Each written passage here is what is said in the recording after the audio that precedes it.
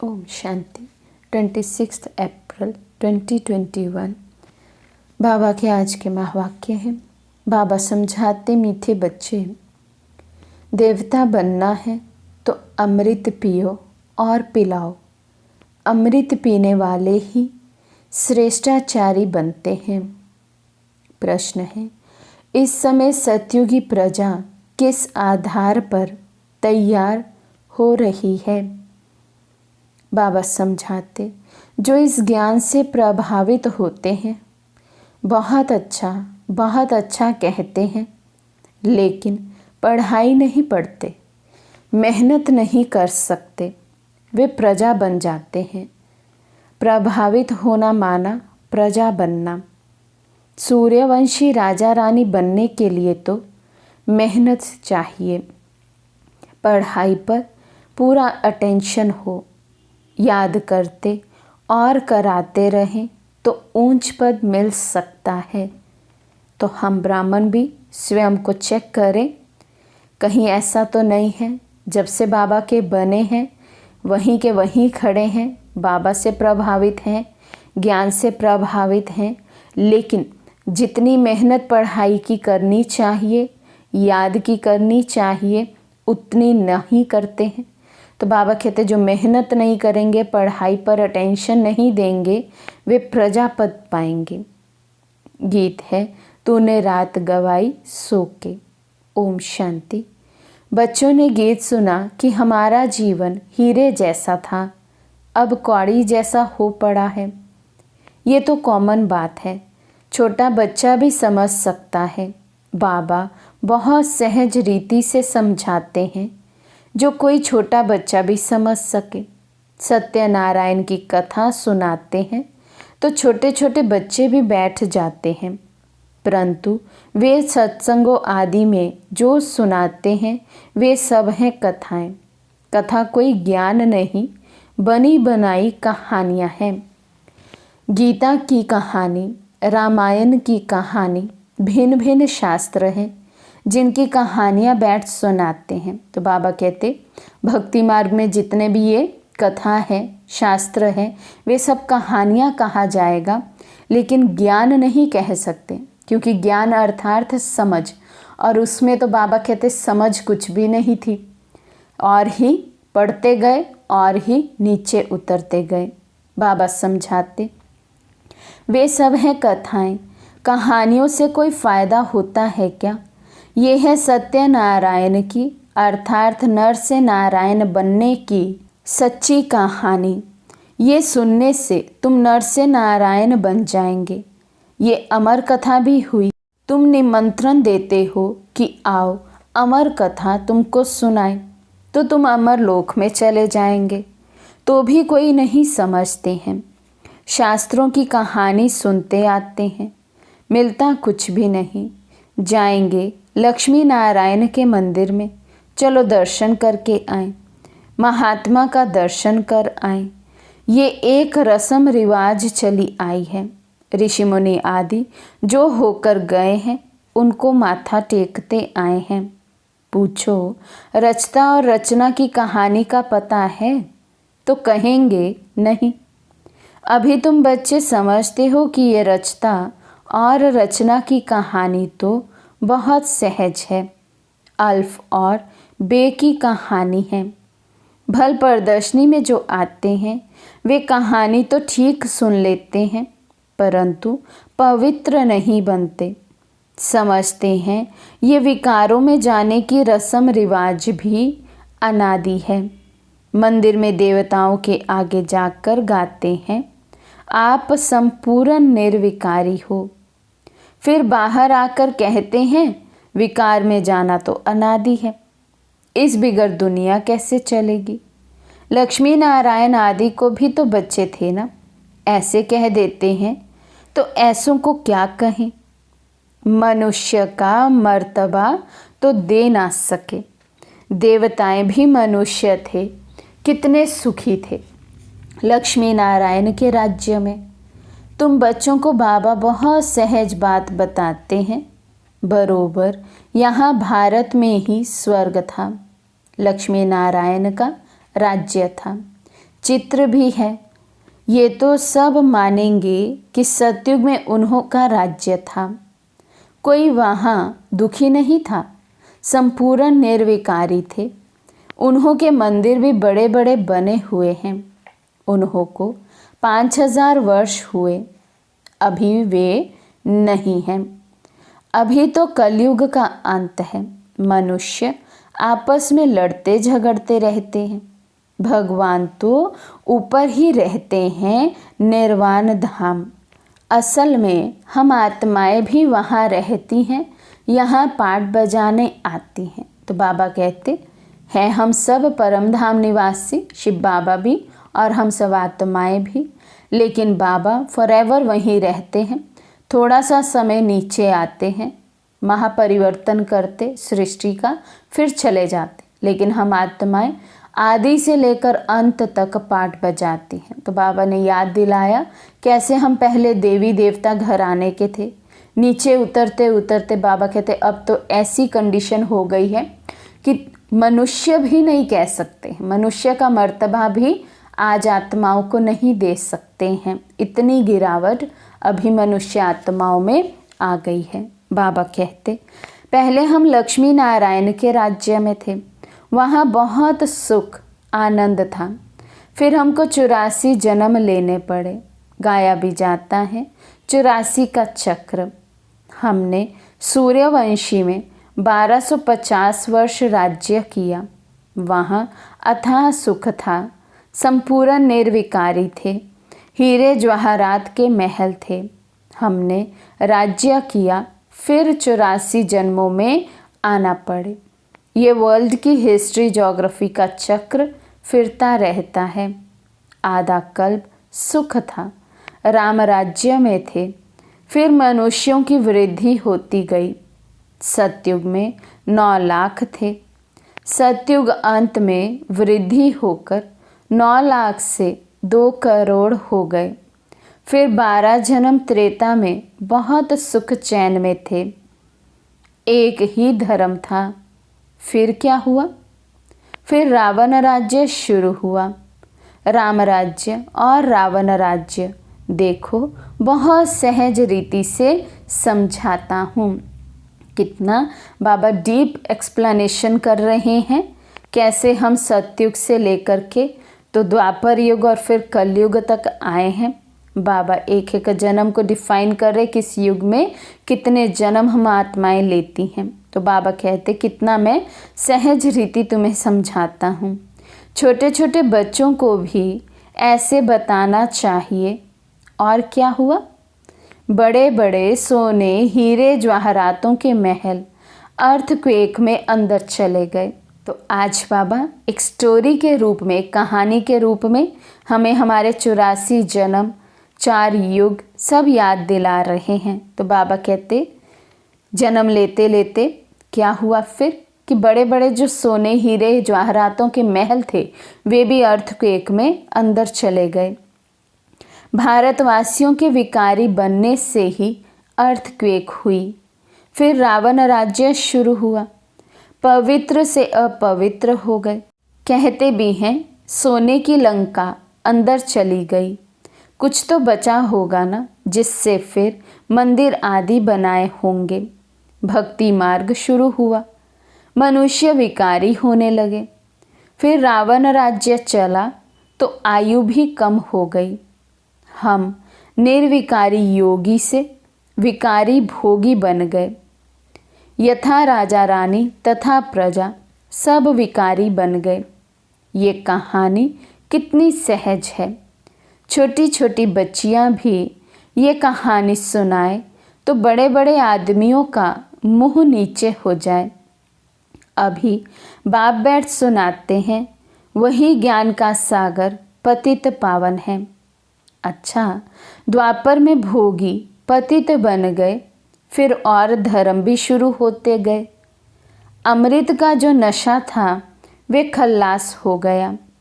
लड़ाई झगड़े होने लगे। द्वापर से लेकर हम गिरे।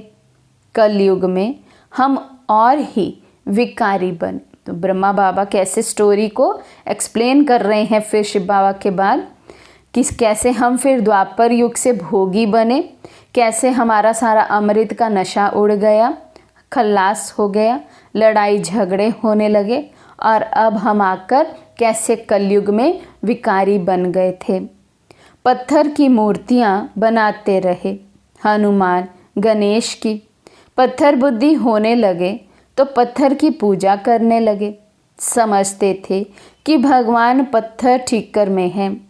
ऐसे करते करते भारत की ये हालत हो गई। अब फिर बाप कहते हैं, विष छोड़ अमृत पीकर पवित्र बनो और फिर राजाई लो। विष छोड़ो तो फिर तुम मनुष्य से देवता बन जाएंगे, परंतु विष छोड़ते नहीं हैं। विष के लिए कितना मारते, तंग करते हैं। तब तो द्रौपदी ने पुकारा ना, तुम समझते हो कि अमृत पीने बिगर हम देवता कैसे बनेंगे। सतयुग में तो रावण होता ही नहीं। बाप कहते हैं, जब तक श्रेष्ठाचारी नहीं बनेंगे स्वर्ग में नहीं आ सकेंगे। जो श्रेष्ठाचारी थे वे अब भ्रष्टाचारी बने हैं।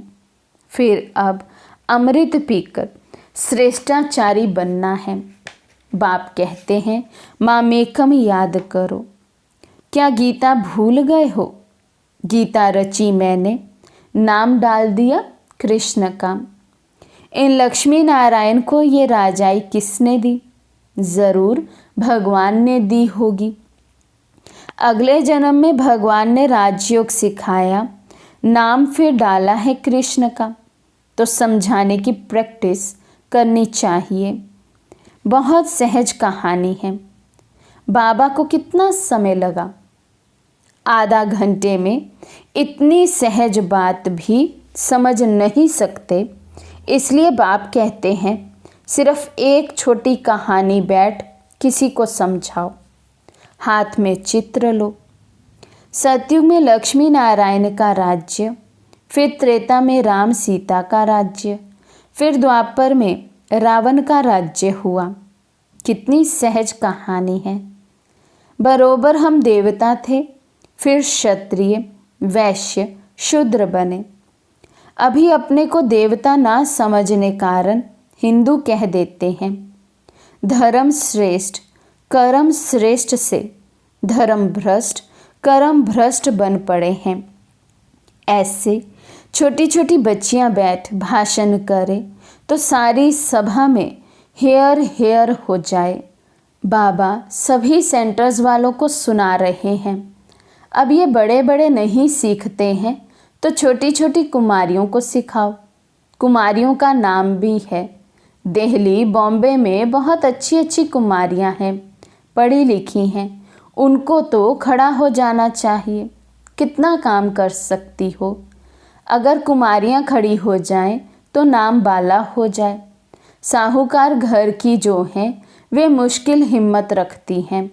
साहूकारी का नशा रहता है। दहेज आदि मिलता है तो बस कुमारियां शादी कर काला मुंह कर देती और सबके आगे झुकना पड़ता है। तो बाप कितना सहज समझाते हैं, परंतु पारस बुद्धि बनने का ख्याल ही नहीं आता। देखो जो नहीं पढ़ते हैं वे भी आजकल MP, MLA आदि बन गए हैं। पढ़ाई से तो क्या क्या बन जाते हैं। ये पढ़ाई तो बहुत सहज है, औरों को भी जाकर सिखाना चाहिए, परंतु श्रीमत पर नहीं चलते तो पढ़ते भी नहीं हैं।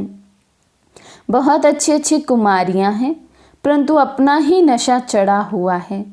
थोड़ा काम किया तो समझती है हमने बहुत काम किया है, अभी तो बहुत काम करना है।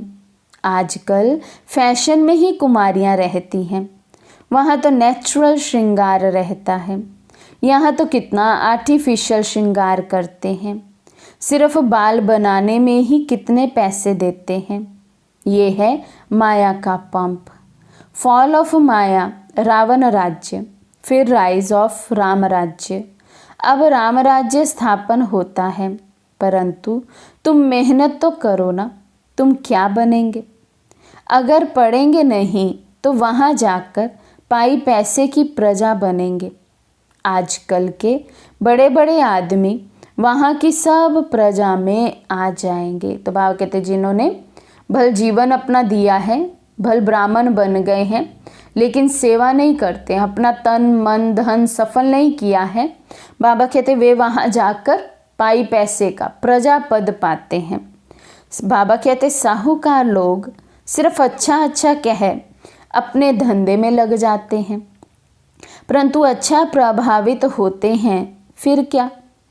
आखिरी में क्या होगा? वहाँ जाकर प्रजा बनेंगे। प्रभावित माना प्रजा। जो मेहनत करते हैं वे राम राज्य में आएंगे। समझानी तो बहुत सहज है।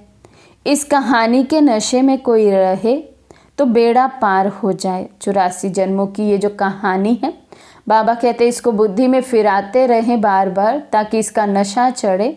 और बाबा कहते जिस बच्चे को इस 84 के चक्र की कहानी का नशा चढ़ जाए तो उसका बेड़ा पार है। हम शांति धाम में जाएंगे, फिर सुख धाम में आएंगे।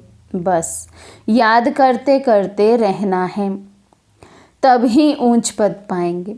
अटेंशन पढ़ाई पर देना है। चित्र हाथ में हो।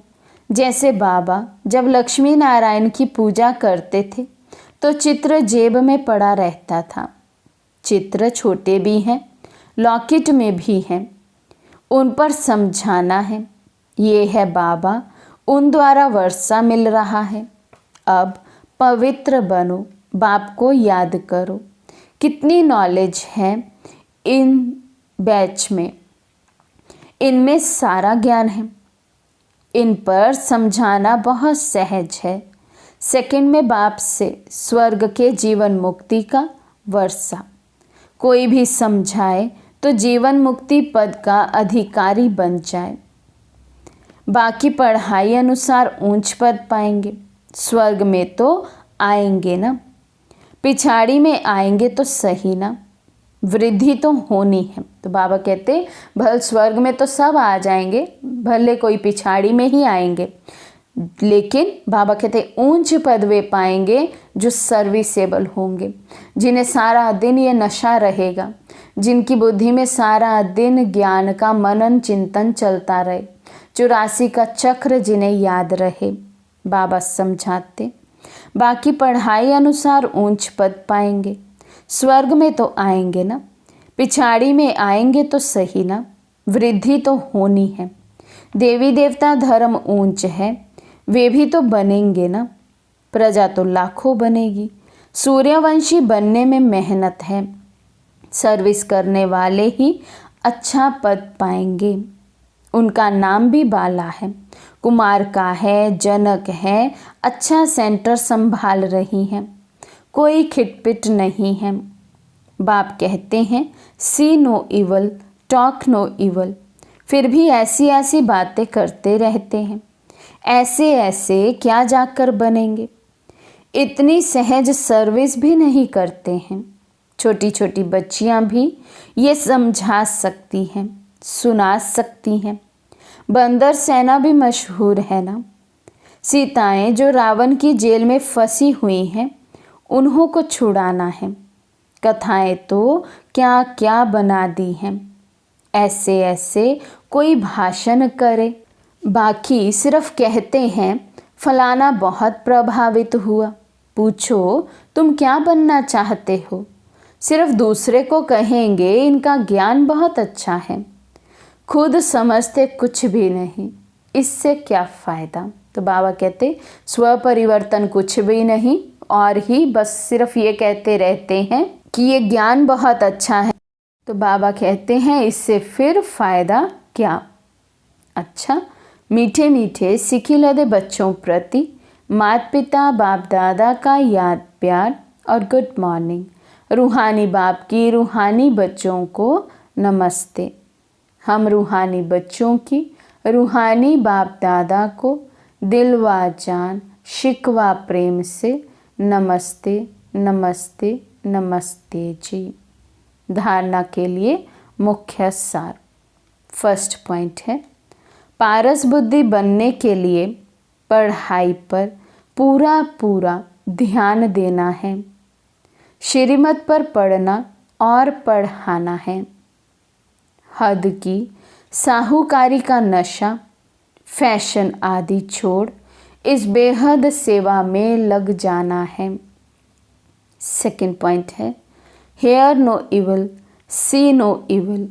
कोई भी व्यर्थ बातें नहीं करनी है, किसी पर प्रभावित नहीं होना है। सबको सत्यनारायण की छोटी सी कहानी सुनानी है।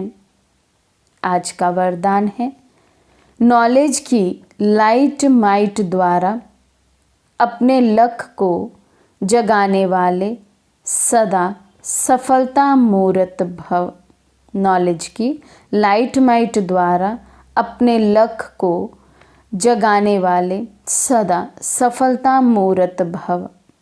जो बच्चे नॉलेज की लाइट और माइट से आदि मध्य अंत को जानकर पुरुषार्थ करते हैं, उन्हें सफलता अवश्य प्राप्त होती है। सफलता प्राप्त होना भी लक्ष्य की निशानी है। नॉलेजफुल बनना ही लक्ष्य को जगाने का साधन है। नॉलेज सिर्फ रचयिता और रचना की नहीं, लेकिन नॉलेजफुल अर्थात हर संकल्प, हर शब्द और हर कर्म में ज्ञान स्वरूप हो, तब सफलता मूर्त बनेंगे। अगर पुरुषार्थ सही होते भी सफलता नहीं दिखाई देती है, तो यही समझना चाहिए कि ये असफलता नहीं, परिपक्वता का साधन है। स्लोगन है, न्यारे बनकर कर्म इंद्रियों से कर्म कराओ तो कर्मातीत स्थिति का अनुभव सहज कर सकेंगे। न्यारे बनकर कर्म इंद्रियों से कर्म कराओ तो कर्मातीत स्थिति का अनुभव सहज कर सकेंगे। अच्छा, ओम शांति। ओ प्यारे बाबा तुझ पर मैं फिदा, ओ प्यारे बाबा तुझ पर मैं फिदा, तू मेरे दिल के राह। ओ प्यारे बाबा तुझ पर मैं फिदा, तू मेरे दिल के राह। याद तेरी रहती बाबा, याद तेरी रहती बाबा, दिन रात सुबह शाम। ओ प्यारे बाबा तुझ पर मैं फिदा, ओ प्यारे बाबा तुझ पर मैं फिदा, तू मेरे दिल के राह, तू मेरे दिल के राह।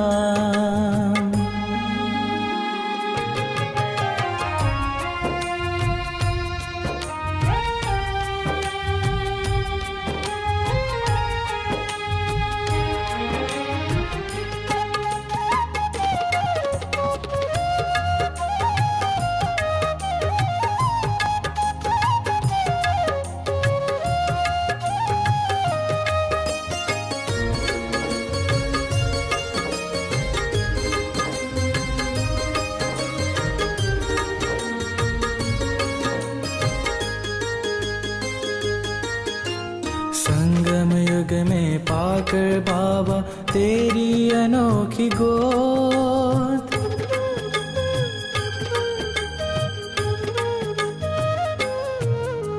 संगम युग में पाकर बाबा तेरी अनोखी गोद, आत्म पंछी झूम रहा करके तुझको याद, हो रही है मगन पा रही कदम में पदम। ओ प्यारे बाबा तुझ पर मैं फिदा, ओ प्यारे बाबा तुझ पर मैं फिदा, तू मेरे दिल के राम, तू मेरे दिल के राम।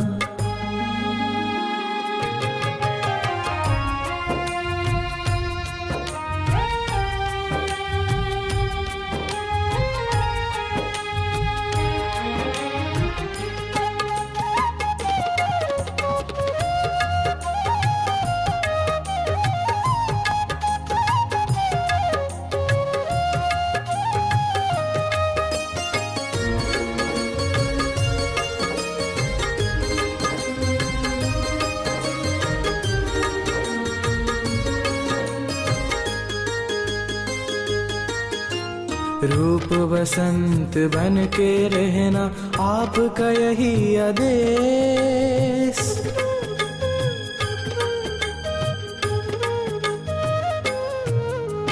रूप बसंत बन के रहना आपका यही आदेश, घर घर जाकर ज्ञान सुनाकर देना तेरा संदेश, अब तो मन में लगन बनना तेरे समान। ओ प्यारे बाबा तुझ पर मैं फिदा, तू मेरे दिल के राम। ओ प्यारे बाबा तुझ पर मैं फिदा, तू मेरे दिल के राम। याद तेरी रहती बाबा, याद तेरी रहती बाबा, दिन रात सुबह शाम। ओ प्यारे बाबा तुझ पर मैं फिदा, तू मेरे दिल के राम, तू मेरे दिल के राम,